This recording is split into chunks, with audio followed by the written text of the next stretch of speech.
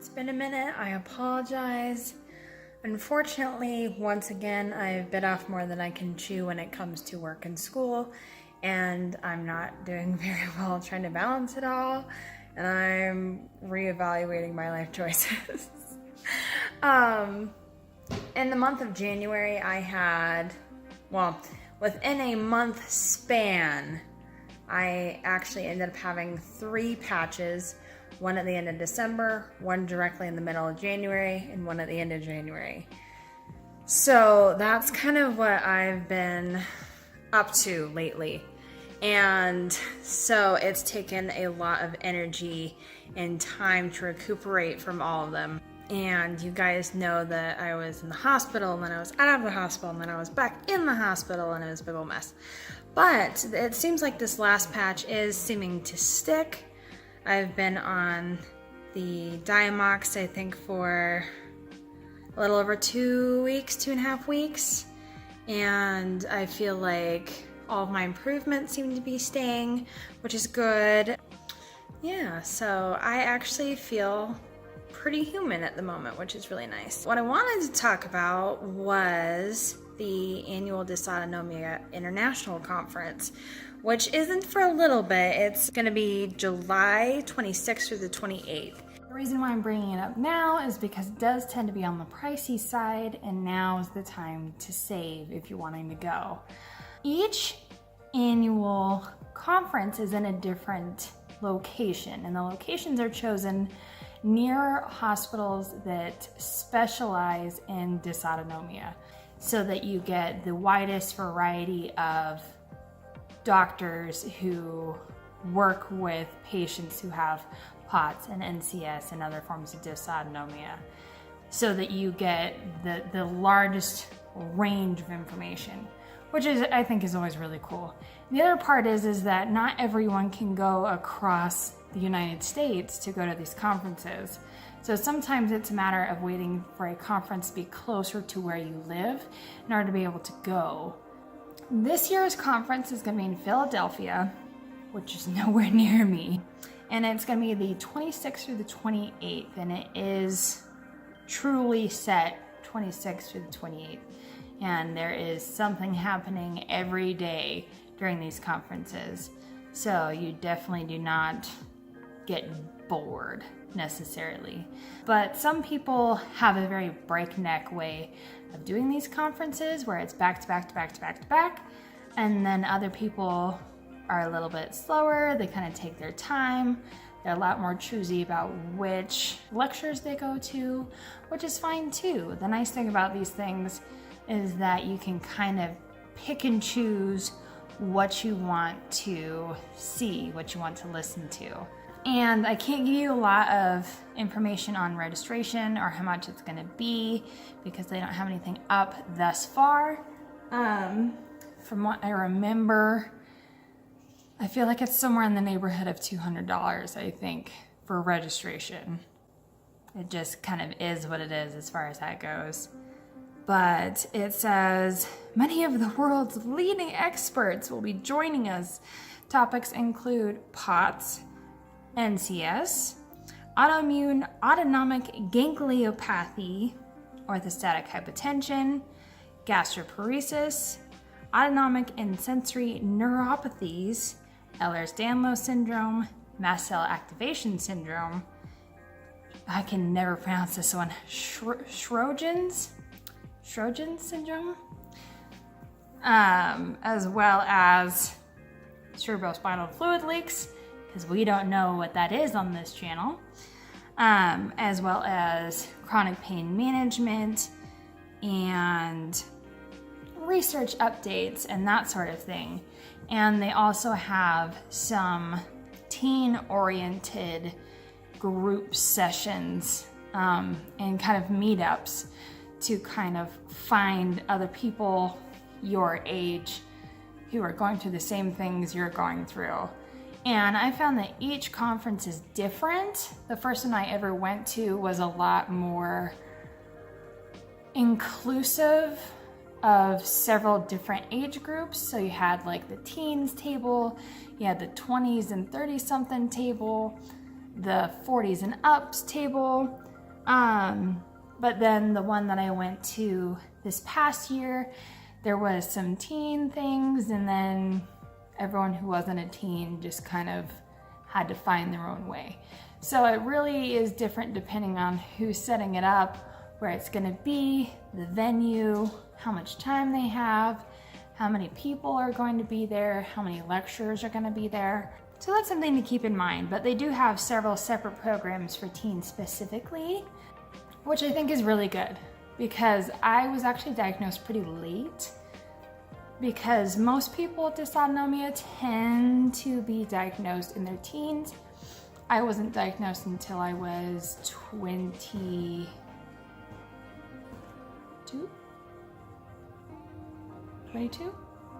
I started showing symptoms, major, going down kind of symptoms when I was 18, but I wasn't diagnosed until I was, I think, 22. But the first day, you have registration, you have welcome reception, you get a goodie bag with all these different things, and it has the itinerary of all of the lectures and lecturers, as well as their topics, a couple free things that you can buy while you're there. And they also usually have little tables that have little kind of freebies, and if you're interested in this kind of research, sign up here and you can be involved in this research project we're doing, or this project video, or what have you. I think that they're working on a documentary, or they were last year. At the time, I had an NCS diagnosis and not a POTS diagnosis, and a lot of the research is POTS oriented, unfortunately. I wish that they were more global when it comes to dysautonomia, and I wish that they did have more attention to things such as NCS, but in all honesty, a lot of times it can kind of fall by the wayside. Not to say that it's completely ignored, because it isn't, but research-wise, it's a lot more POTS oriented than NCS and orthostatic hypotension oriented. So you have your reception, you have registration, you get your little badge, and then they also have social meetups, and that's where you get kind of the teens together, the 20-somethings together, what have you. They also have a caregivers meetup, which I think is really important, because I know that my poor parents didn't know left from right, or what the heck to do when I got diagnosed with dysautonomia, POTS, and they had no one to turn to. They didn't know anyone else who had a child that had what I had, and so there was a lot of guesswork and just kind of doing stuff and just hoping you were doing the right thing by your kid. And that can be really tough. And even as a caregiver, whether you're significant other or sibling or what have you, being a caregiver is tough. And I definitely think that there needs to be a built-in support system for the caregivers as well as the patients. So I think that that aspect is really good. The next day is patient education sessions, which is basically lectures on different subjects. They also have an awards banquet. And then that Sunday, you have more patient education sessions, as well as the Autonomic Disorders Continuing Medical Education course for medical professionals. And something to know is that it's not just patients that show up to this conference. You also have pediatricians, you have doctors, you have specialty doctors, and pretty much everything in between that also go to these conferences, because they're learning as much as you are. So there's patient-oriented lectures, but there's also doctor and medical staff oriented lectures as well. If you're going, I would try to make time to do other things besides the conference. I haven't, because usually I'm really strapped for time, so I kind of speed over there, do the conference, and then speed back. But if you can, definitely kind of see the sites, do the things. But yeah, I think this is a really good conference, and despite certain weak points, there's a lot of merits to it, and it's certainly the only one of its kind, really, when it comes to dysautonomia and autonomic disorders, as far as patient and caregiver education, as well as medical staff education. I think they had over 600 people show up last year. So it started out, and I apologize for my hair, oh my God, it's intense. It started out pretty small, and I think that this year is year 6. I think this is only like the 6th conference they've ever had.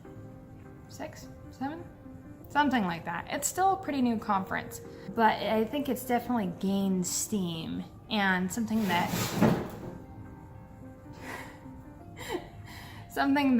we kind of ran into in the conference last year was that there was actually so many speakers that they were actually kicking us out of the rooms so that the next speaker could come in, which was not the best. But I think part of it was just they had no idea that they were going to get that much interest in it at the time. So they didn't plan for that many lecturers or that many people, or how long it was going to take for that many people to file out and file in. But I definitely think whether you're newly diagnosed, whether you've had it for years but you've never really met anyone like you, if you've met people like you and you want to feel like you're part of something, I definitely think that, 7th annual conference. There you go. But I definitely think that I would recommend it. And despite the fact I've gone to it twice before, I'm definitely debating going again this year because there's always new research, there's always new speakers, there's always something new to learn. And I know that when I went to the conference last time, I hadn't known that I had CSF leaks. And so I skipped those lectures. Probably should have gone to that. Well, I guess I knew this last one, but the one before, I know that they had information on CSF leaks, and I'd skipped it because I didn't think it pertained to me, and then it did. So there's always something new to learn, and there's always an opportunity to, see what the community is about, and maybe find a new friend or two, and definitely feel like you're a little less alone in the world, and compare notes. And I think that everyone gets something different out of this conference, and I think you can get something different out of the conference every time you go. I've come away with a different feeling every time I've gone, and I've always found it to be useful in some form or fashion, even if it's not the same form as the time before. So that's my recommendation and my information. And if you guys are wanting to know more about the conference, or how to register, or what the plans are, or any of that, you can go to Dysautonomia International, which looks like that. Focus, there you go. And it's on their 2019 conference. And I definitely think that if you have dysautonomia, if you have orthostatic hypotension, if you have neurocardiogenic syncope, if you have postural orthostatic tachycardia syndrome, if you have dysautonomia, I definitely think it's worth roaming around this website. It is not the be-all, end-all. What is in this website is not from God's mouth to your ears, but it is a good tool, and it's something that I do try to link in all of my descriptions. And I'll make sure to do that here as well in the description of this video. And I will attempt to update you guys as I learn more, especially if I decide to sign up, which I probably will. I've never been to Philadelphia, so there's that too. New experiences. And I definitely think that it's cool to go because every year I know more than I did the year before, and I go to these conferences with a different pair of eyes. And sometimes I learn something, and sometimes someone learns something from me. And I definitely think it's that exchange of information, that change of hands, that is so important about these conferences. But yeah, I definitely recommend you go. And it is more expensive, but especially if you save in advance, I think it's doable. And especially if you kind of keep tabs on how much it's going to be, and if you need a plane, how much that's going to be, I think that it's doable if you think it's worth the investment. The problem I have with these conferences is that it's consent to be filmed. I have attempted to sort of record the last 2 times I've gone, and I really haven't been able to, just because there's so many people there, and I would have to get permission from every single one of them to put them on film. So if I decide to go, maybe I'll be able to get someone to agree to be filmed. But it may be more reaction video like last time.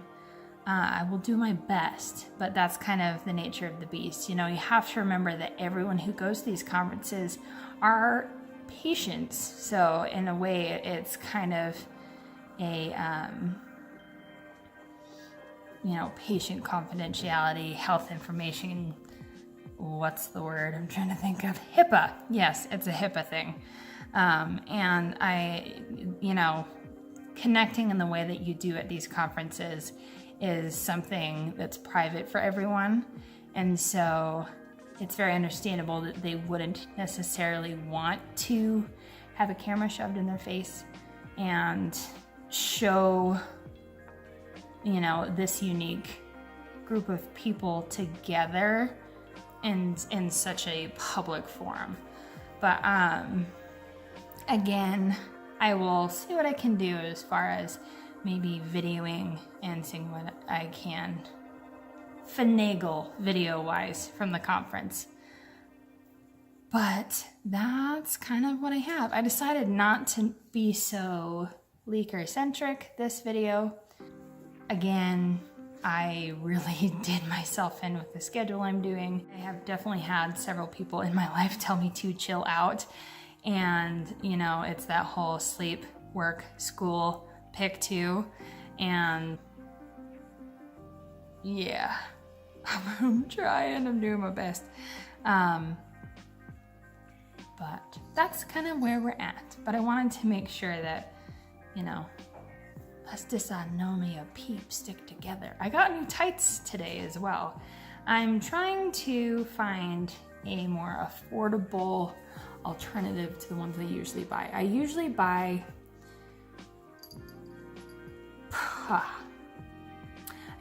Juzo, and I love them. They've got really great quality. They're super soft. They last forever, but they are pricey. So I've been trying to find alternatives that maybe aren't as well made, but still get the job done. I'm apparently gonna get overrun by every single one of my cats. Kitten! Mamo! Mamo! Kitten, Mamo, come here.